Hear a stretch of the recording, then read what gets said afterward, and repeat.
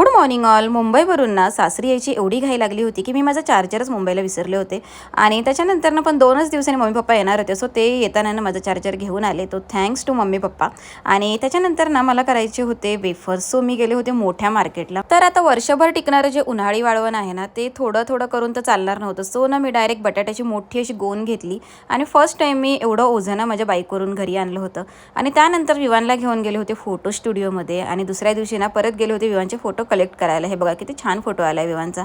आणि जिथे जाऊ तिथे श्वान पाहू असं आहे. म्हणजे मी कुठेही गेले नाही तर मला श्वानचं दर्शन होतच. श्वान जवळ यायच्या आत ना मी तिथून निघाले. आणि त्यानंतर ना झेरॉक्स घ्यायची होती विवानच्या बर्थ सर्टिफिकेटची.